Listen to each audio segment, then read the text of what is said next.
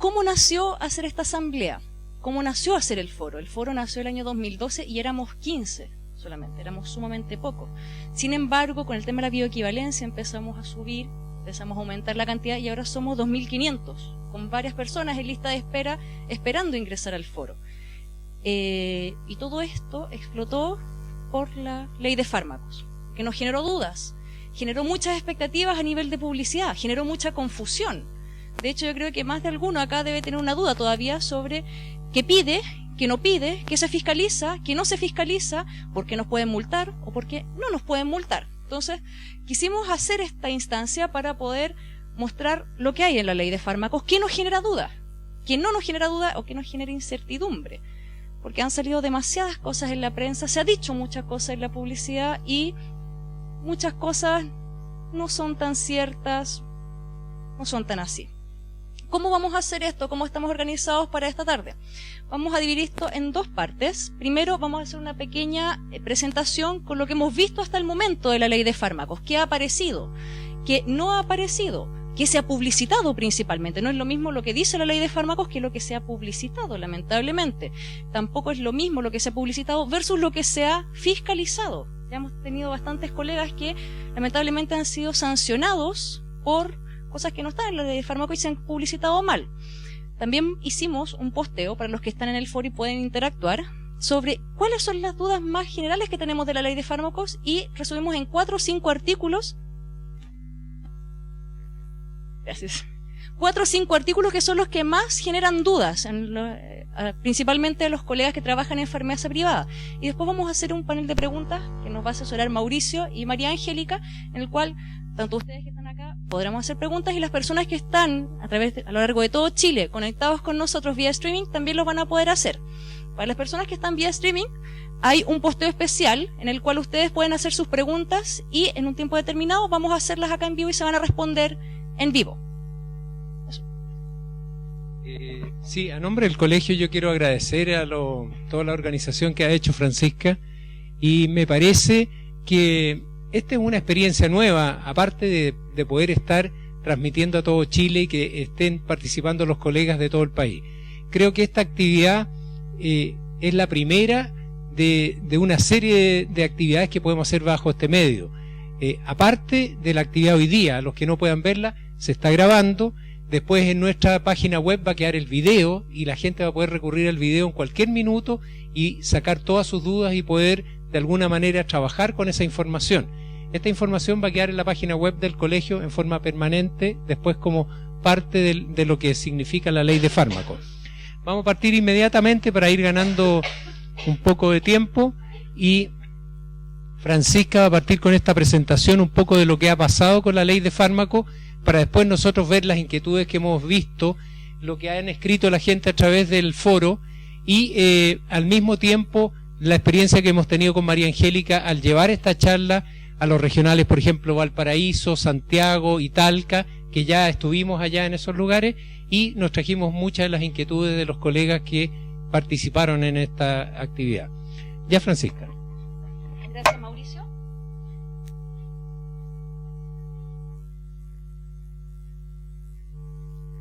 El día 14 de febrero fue un día especial. Aparte que fue el día de los enamorados, que estábamos todos comprando chocolates, flores para nuestras parejas. Se llenó la prensa con el señor Mañalich hablando de la promulgación de la ley de fármacos. En el ISP fue un día sumamente especial porque armaron una farmacia que tenía góndolas y cerraron el paso y fue el presidente a firmar y fue una cosa muy magnánima que apareció en toda la prensa, en todos los diarios, en todas las noticias. Y ese día tuvimos acceso por fin al famoso borrador. Se especuló mucho sobre esta ley de fármacos, que se podía vender en los supermercados, que no se podía, en que los almacenes, que los bioequivalentes, sobre todo, que iban a ser más baratos. Y cuando recién apareció, cuando empezamos a leer, no era tan así. Esta fue la presentación que hizo el señor Mañalich el 14 de febrero a la prensa, en la cual, con bombos y platillos, promocionaba la ley de fármacos, cuyo lema es acceso a un precio justo y calidad garantizada. Con ese lema lo promocionó. ¿Qué decía este famoso PowerPoint? Primero, cambiaba la forma de prescribir. Ningún médico podía prescribir ya una marca registrada, sino que tenía que prescribir el genérico. El colegio médico ha estado bastante complicado con eso, aludiendo que para ellos vale más la experiencia que adquieren ellos, que han visto que tal medicamento por sobre otro tiene mayor efectividad de acuerdo a la experiencia que han vivido ellos. Por lo tanto, que se les obliga ahora por ley a recetar genéricos no parece muy bien. Venta fraccionada de fármacos, o sea, en farmacia ya no venderemos la caja de 30 comprimidos, sino que va a comenzar la dosis unitaria, y se dio un plazo. Yo no sé si alguno de los colegas que trabajan acá haya visto que están implementando el sistema de fraccionamiento en farmacias. Particularmente yo no lo he visto. ¿Y también alguien acá lo ha visto? ¿No? Los laboratorios están asumiendo mucho eso. Sí. Blister prepicado con toda la información. Gracias, Carolina. ¿Perdón? Con la información. Separados por unidades, con la fecha de vencimiento, con los lotes. Y también hubo una complicación. Hay muchas farmacias que son sumamente pequeñas, donde ponemos una sala de fraccionamiento. Y no tiene que ser cualquier sala. El flujo laminar, la esterilidad, todo eso se tiene que mantener. Y eso ya es otra inversión que se tiene que hacer. Y cuesta un poco relacionar esto que van a ser los medicamentos más baratos con toda la inversión que se tiene que hacer. Por otra parte, algo que también se decía como bombo y platillo es que iban a estar los medicamentos en góndolas, en todos lados. Sin embargo, no se decían qué tipo de medicamentos iban a haber en góndolas. Nosotros sabemos que eran los medicamentos de venta directa, pero no se dijo, se dijeron que todos los medicamentos iban a estar en góndolas. Lo cual, cualquier persona que vea esa noticia o que lea ese periódico y aparezca eso puede pensar que desde clonazepam hacia abajo, el alcohol, el algodón, los supositorios, todo va a estar en góndolas. Por lo tanto, es una información que ha sido un tanto errónea al momento de entregarla. Precio siempre informado. Ahora todos los medicamentos tienen que tener en su caja el precio informado. Y eso ha sido un gran dolor de cabeza para todos los colegas, sea farmacia pequeña, sea farmacia grande. Generalmente el pedido de cuántas unidades viene en las farmacias.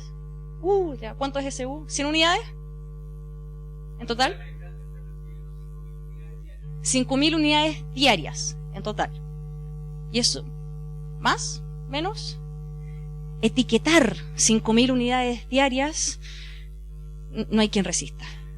Las listas de actualizaciones que están llegando actualmente en la farmacia corresponden a 1,5 metros de listas de actualizaciones de precios. O sea, yo tengo mis 5.000 unidades ya etiquetadas, cambió el precio y son 5.000 unidades más. O sea, es algo que ha incomodado mucho a los colegas y se ha tenido bastante incomodidad. ¿Por qué? Porque hemos visto situaciones en las cuales los colegas tienen etiquetado, se van a fiscalizar y justo aquella caja que no está etiquetada es la que pide fiscalizar la Seremi. Por lo tanto, investigación. Obligación de vender bioequivalentes. Eso es algo que se ha informado así, tal cual. No se ha dicho si todos los bioequivalentes, los psicotrópicos también. Lo puede cambiar cualquier persona. La ley es sumamente explícita en ese punto particularmente. Sin embargo, lo que se informó la prensa fue que está obligado la persona que atienda a cambiar el bioequivalente.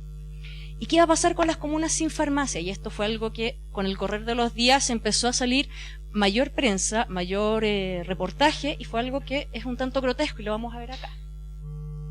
Dentro de todas las diapos del MinSal que las vamos a poner a disposición de ustedes en el foro para que tengan acceso, estas son las que más complicaciones generan a nosotros como farmacéuticos en farmacia privada y a todo el mundo también.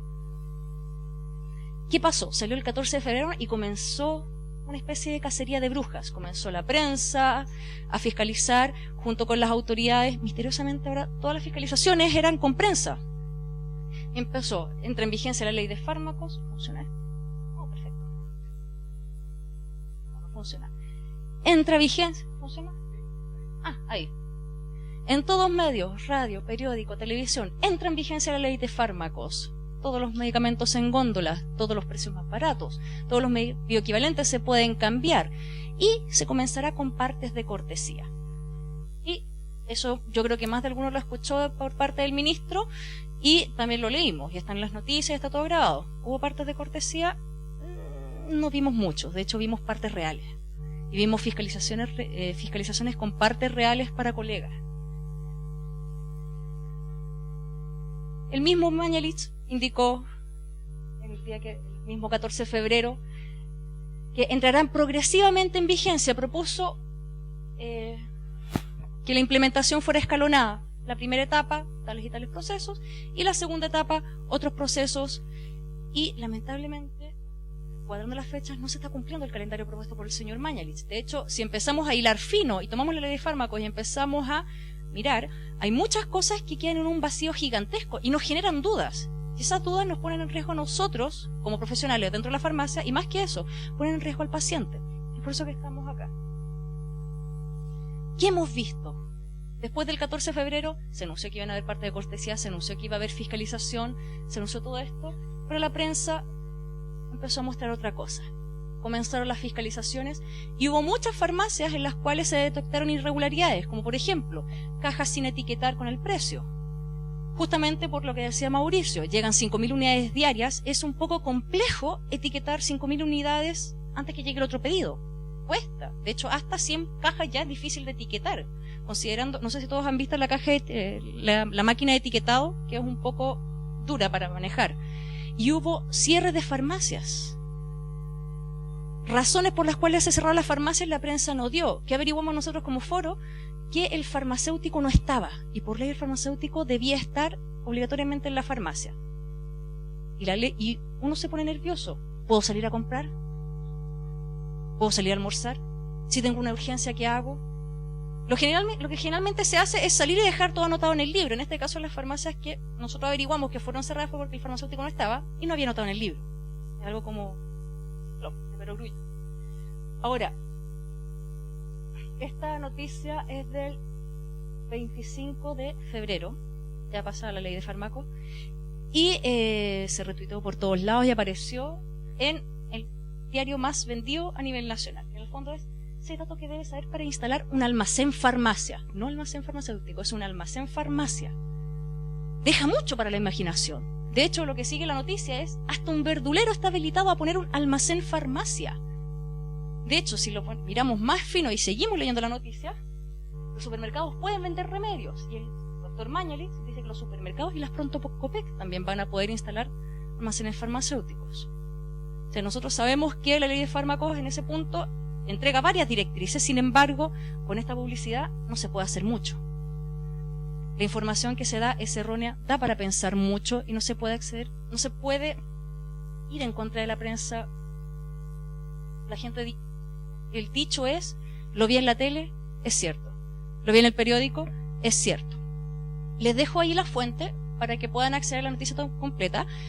Va a ser subida, como le dije anteriormente, al sitio del colegio y al foro también, para que todos puedan tener acceso a todas las noticias que están acá, para que podamos verlas y estén en su base de datos.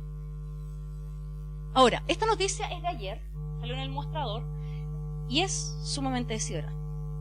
Yo me imagino que acá todos habrán leído, le habrán echado una repasada a la famosa ley de fármacos, y en muchos incisos, en muchos artículos dice: este proceso se llevará a cabo con reglamentos que se dictarán en su oportunidad. Estamos hablando de turnos, estamos hablando de dispensación, estamos hablando de controlado, fraccionamiento, de muchas cosas. Por lo tanto, es un limbo gigante, es un vacío gigante y genera dudas enormes a todos. No hay nada que decir con eso. Y esto salió ayer, que el gobierno de Piñera no redactó los reglamentos necesarios para fiscalizar que las farmacias cumplan con las nuevas leyes de fármacos. Nuevamente les dejo ahí el link. Nosotros como foro quisimos ir un poco más allá y fuimos a la fuente de esta noticia. Fuimos a consultar al ISP, al señor director, que en el fondo fue el que estuvo en la última etapa para poder despachar esta ley. Que se nos comentó, y nosotros se los manifestamos a ustedes. En el fondo los reglamentos estaban. De hecho, están. Fueron firmados. Fueron despachados. Conjuntamente con la ley de fármacos. ¿Dónde están ahora? En el MinSal, supuestamente. Sin embargo, estuvo el cambio de gobierno y nadie sabe dónde están ahora. Se formaron 5 comisiones, cada una para formar los reglamentos, y los reglamentos fueron redactados, fueron firmados, fueron aprobados, fueron despachados. Subimos la ley de fármacos para que todas las personas en el foro pudiesen tener acceso a ello, y luego de leerlo, repasarlo y ver las experiencias de todos los colegas que han tenido desde el 14 de febrero hasta el 1 de marzo, hicimos una estadística. ¿Cuáles son los artículos más dudosos? Los que más les generaba duda. ¿Cuáles las dudas más grandes? O sea, tenemos un una ley que le falta mucho reglamento para poder ser consistente, para poder haber fiscalización y para poder ser completa. Dentro de los artículos dudosos, seleccionamos los que tenían como mayor votación. Y dentro de ellos está, primero, el 98, que en el fondo habla de psicotrópicos y estupefacientes, que dice que se regirán por reglamentos específicos que al efecto se dicten. ¿En qué sentido? Varias personas nos preguntaron, ¿sigue el 404? ¿Sigue el 405? ¿Se cambia? ¿Qué hacen los médicos? Que muchos colegas no saben. De hecho, hasta el día de hoy llegan con la nueva normativa, que viene el genérico y todas las marcas. Entonces eso no es para menos, genera dudas. Y más que eso, para nosotros como profesionales genera inconvenientes a nivel legal. Para el libro de recetas, para el despacho y ante una posible fiscalización. Porque honestamente, no habiendo todos estos reglamentos, no sabemos qué se va a fiscalizar. Segundo artículo, el artículo 100. Y es sumamente específico en algunas cosas, como por ejemplo que la venta al público de productos farmacéuticos solamente se va a realizar mediante receta médica por un profesional que esté habilitado para ello. Les tengo acá un resumen. Dentro de todas las recetas que hemos recopilado acá, varias han sido donadas por ustedes, por personas del foro, y las clasificamos varias. El primero, el profesional habilitado. Tenemos recetas de kinesiólogos. Los kinesiólogos no están habilitados. Si bien es una magistral y es por un gel crioreductor, para masajes, para adelgazar, hemos visto otras cosas, como por ejemplo kinesiólogos prescribiendo tramadol. Inconvenientes de esa receta particularmente. Fue denunciada esa receta. Esa receta fue donada por un colega de Valdivia. ¿Qué pasó con esta receta? Fue informada al CEREMI y fue informada al IACT. Se retuvo, se informó, se denunció como corresponde. Después el profesional que retuvo la receta del colega fue amenazado, fue golpeado, fue increpado por el kinesiólogo. O sea, por denunciar una receta. O sea, es algo fuerte, con tanto. Hemos visto cosas más insólitas, como por ejemplo nutricionistas prescribiendo medicamentos. Tampoco están habilitados. Algo más insólito todavía, quiroprácticos. Y en este caso prescribiendo controlados. Hicimos también averiguaciones con el foro sobre cómo aprenden los profesionales de la salud a escribir las recetas. Nosotros tenemos quizás un ramo específico en que se nos recalca qué tipo de recetas hay, cómo se escribe, porque es algo altamente regulado, es un instrumento público. Es un instrumento en el cual se establece una relación entre el médico y el paciente y tiene que ser claro, tiene que tener tales y tales parámetros de acuerdo a la naturaleza, tiene que ser retenida, no ser retenida. Sin embargo, averiguamos, por ejemplo, en una universidad pública, a bastantes médicos ya titulados, cómo aprendieron a escribir recetas, y ellos aprendieron una vez titulados ya ejerciendo, pero no porque otro médico les dijera, sino en el fondo porque los pacientes se devolvían, es como, doctor, ¿sabe qué? Me retuvieron la receta en la farmacia, ¿me puede hacer otra? Como, ok. Estos medicamentos se retiran la receta. Y así se aprende. O sea, es algo que no es menor. O sea, ¿perdón? Atención primaria, principalmente. ¿Cuáles otros problemas nos hemos encontrado con esto? Prescripciones dudosas. Recetas rayadas y enmendadas que llegan así. Recetas que no corresponde el formato, es una receta por metilfenidato en una receta simple y todos sabemos que debe venir en receta cheque. Prescripciones por 2 años de diazepam. O sea, es algo raro, pero se da. De hecho, esa es de hace poco, es recién salida la ley de fármacos, es de febrero del 2014. Ahora, esto es necesario ponerlo. Tenemos por lo menos 5 recetas que llegan así. Tenemos antecedentes que hay algunos lugares en los cuales por falta de recursos, por aislamiento, porque no llega, por los motivos que sean, lamentablemente no llegan los talonarios. Entonces, ¿qué se hace en el centro asistencial, principalmente en atención primaria, como decía la colega? Hojas de roneo con el timbre. Y se entregan. Y yo creo que más de alguno ha visto eso que se utiliza actualmente. Sin embargo, ¿cuál es el inconveniente? Que ahora están robando timbres. Tenemos antecedentes de personas médicos que le han robado el timbre, que desaparecen misteriosamente de urgencia, desaparecen talonarios y timbres de matronas y empiezan a aumentar la prescripción de anticoncepción de emergencia.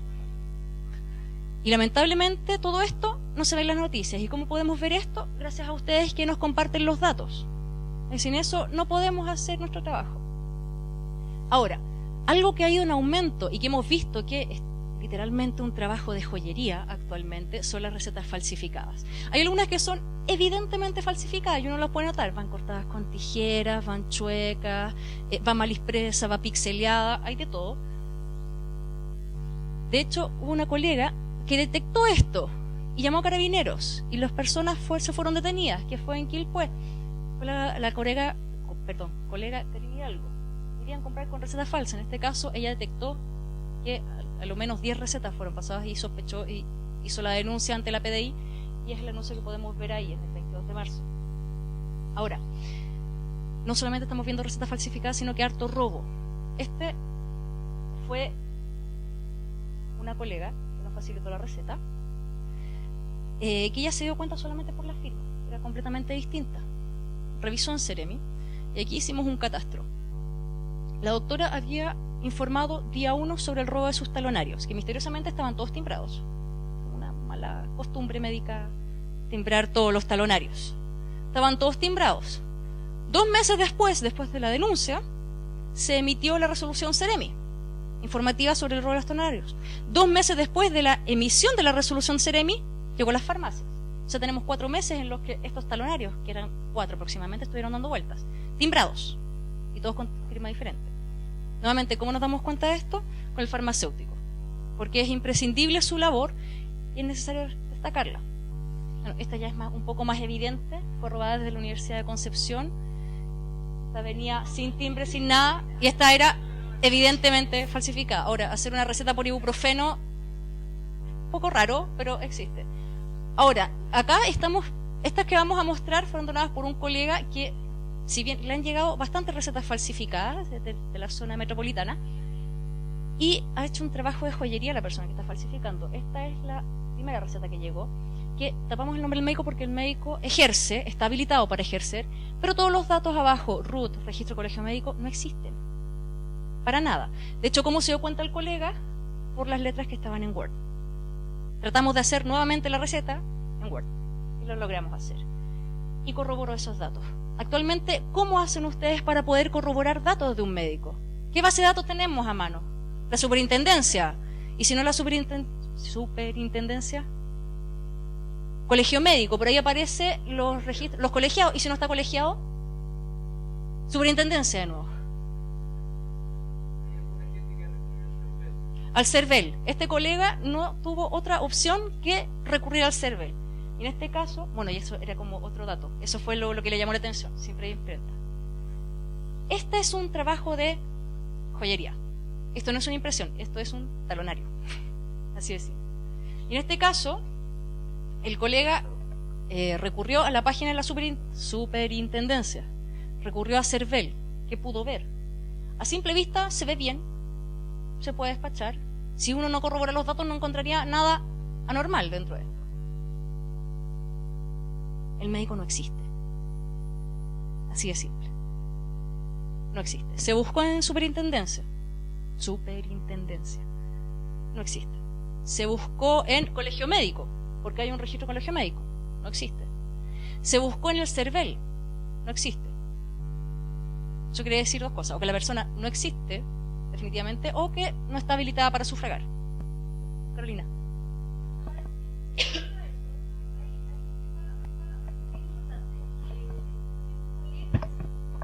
Perdón, tengo médicos en el hospital que me han asegurado que las imprentas no le exigen nada para mandar a hacer el talonario, un talonario propio.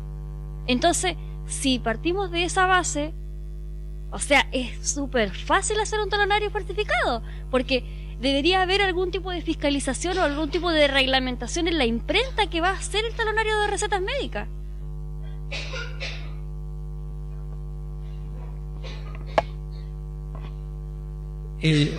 Mientras yo les digo ahí por mientras, nosotros estamos viendo ese tema, es un tema que no se ha regulado nunca. Nosotros ya lo hemos demostrado en algunos reportajes anteriores que hicimos con la prensa, la otra vez con algunos periodistas de televisión. Mandamos a hacer talonarios, despachamos productos, hicimos lo que quisimos con ellos y se puede hacer fácilmente. Eso es algo que hay que regular y que hoy día no está regulado y que justamente nosotros lo presentamos ahora hace poco en el Colegio Médico para evitar, justamente porque ellos se le está tratando de dar a la receta una calidad y un valor especial, como un documento de respeto. Pero nosotros le decíamos, estamos de acuerdo, el documento tiene que ser de respeto, tiene que crearse, pero para eso tenemos que darle el mismo respeto a la dispensación. Nosotros somos los que tenemos que aceptar todo este tipo de cosas y nosotros tenemos que tener algún resguardo. Esto nosotros hace años planteamos, tiene que ser igual que cuando uno consulta un cheque o algo.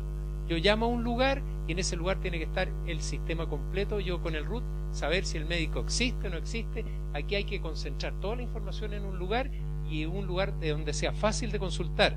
La gente puede consultar por internet y en algunos lugares alejados donde no hay internet que puedan llamar a un número gratis 800 donde puedan consultar y esto debe ser de fácil acceso.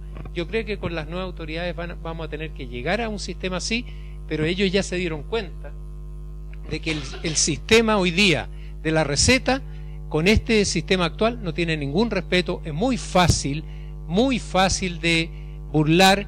El tráfico ha aumentado, la venta por internet, las falsificaciones y aparte estamos recibiendo ya una cantidad de productos prohibidos que antes no teníamos. Francisca, ahora ya que está recuperada.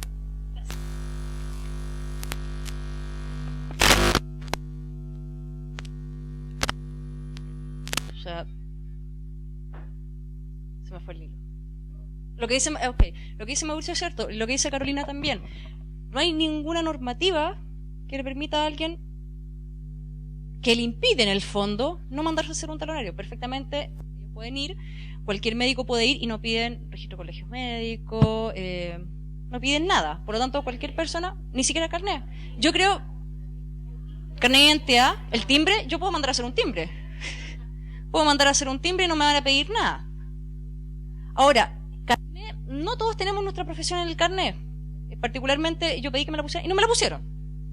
Entonces hay que esperar nuevamente o renovar y el registro civil se cada rato. Es algo que pasa, que es un problema existente. Por lo tanto, ahí surgen varias necesidades. Primero, actualizar la base de datos de la Intendencia. Si la colega no se hubiese dado cuenta en la etapa anterior que las firmas eran diferentes, no tenía cómo saber que era una receta falsificada. Si no tenemos un antecedente de la firma del médico, no podemos saber que es falsificada, que corresponde o que no corresponde. No todos los médicos que están en la superintendencia se encuentran colegiados. Hay varios que prescriben y no están colegiados, pero están habilitados para poder ejercer. Ahora, terminando con este trabajo de joyería que detectó el colega, el médico no existe, la dirección no existe, y de hecho esto fue un posteo magistral, porque uno de los coadministradores, Roberto, trabaja justamente en esa calle y bajó, sacó una foto de la dirección, que pasaba desde el 139, por ejemplo, al 160, y el 151 no existe. O sea, si no, es una cosa sumamente fina, que si uno no se da cuenta de ese pequeño detalle y no corrobora, no tiene cómo saber. La imprenta no existe. Y el paciente esperando. De hecho, el RUT que encontramos asociado al médico pertenece al paciente que está ahí. Ah, no. Exacto. Sí. Sí.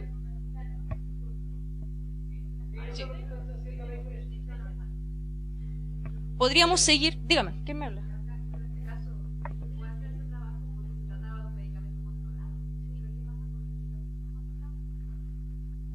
Sí, claro.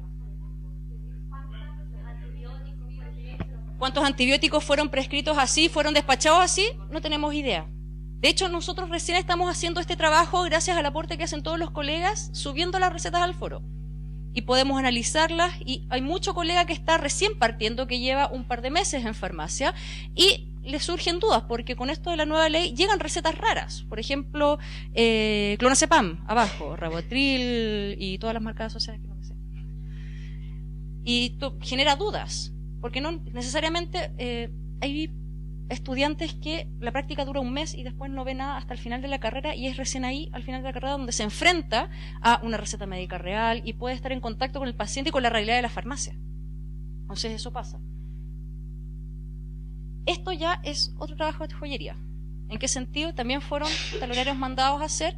En este caso era un poco más evidente, llegaron a la misma farmacia. Son dos médicos distintos que revisamos y no existen ni en CERVEL, ni en la superintendencia. Gracias. Ni en la super, ni en nada. Tienen el mismo registro de colegio médico. La dirección existe, todo lo demás. Eso en cuanto a esa presentación. Dentro de los otros artículos... Eso en cuanto a las recetas. Sabemos que es un instrumento, es el medio de comunicación entre el médico, farmacéutico y el paciente. Tiene que ser claro. Se estima, hubo un estudio de la revista Times que estimó que 7.000 muertes en Estados Unidos se producen porque el farmacéutico no puede leer bien la receta, por lo tanto, despacha un medicamento que no corresponde. 7.000 muertes. No es menor.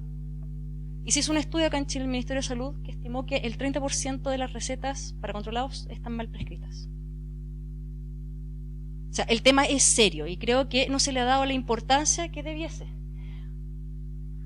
Ahora, otro artículo que generó duda dentro del sondeo que hicimos en el foro fue el famoso artículo 101, que en el fondo decía, si el medicamento prescrito es dentro del grupo que demuestra bioequivalencia, el farmacéutico, y en eso es explícito, el farmacéutico a solicitud del paciente puede intercambiarlo. Sin embargo, si no es de los que solicitan, si no requieren demostrar bioequivalencia, no es necesario cambiarlo. Y es sumamente explícito, el farmacéutico. No el auxiliar, no el asistente de caja, no otra persona. El farmacéutico. Y también es explícito en el tema a solicitud del paciente. O sea, yo no puedo llegar y cambiar. Ahora, esto es algo que ha generado bastantes ronchas porque hubo inconvenientes y hubo fiscalizaciones y hubo multas en base a eso, que es el famoso artículo 129A. ¿Qué dice? Habla del horario. La farmacia tiene que estar dirigida por un químico farmacéutico que debe estar presente durante todo el funcionamiento de la farmacia. Muchos colegas han dicho, ¿pero qué pasa si yo me enfermo y necesito salir? ¿Qué pasa si yo necesito ir a comprar mi almuerzo y justo llegan a fiscalizar? Hay colegas que dicen, pero no estamos hablando del director técnico específico de la farmacia, sino que habla de la figura profesional del farmacéutico. Si no estoy yo, está mi colega complementario. Sin embargo, ¿cuál es la realidad? ¿Perdón? ¿Hay muchos? ¿Hay uno? Es el farmacéutico el que tiene que estar ahí. No sabemos si el DT, complementario, nada. Ahora, otra cosa que también genera un poco de ronchas es el tema que la operación administrativa le estará encomendada al profesional dependiente. O sea, estamos hablando de cuadratura, contar monedas, las boletas, las recetas que se mandan a los distintos convenios. ¿Alguien que aquí trabaja en farmacia privada? ¿Le ha llegado algo, colegas, sobre el tema? Gracias. La colega dice que no. Gracias. Y 129B, las famosas góndolas. Hay farmacias, ya dijimos que hay farmacias que son grandes, que tienen góndolas que están destinadas principalmente a cosméticos y otros tipos de productos, pero ahora tienen que empezar a ocupar medicamentos. Ahora, y esto es sumamente un detalle preciso, dice podrán, no dice deberán. La noticia que apareció ayer decía que hay varias farmacias que no están cumpliendo el tema de las góndolas en los supermercados. Sin embargo, no es obligatorio. Sin embargo, ¿qué decía el señor ministro cuando recién partimos el 14 de febrero? Todas las farmacias van a tener góndolas, siempre y cuando puedan en cuanto a espacio. Ahora, esa es la revisión que hemos hecho en cuanto al foro. Esos son los artículos más dudosos que hemos visto. Eso es la palabra. Gracias.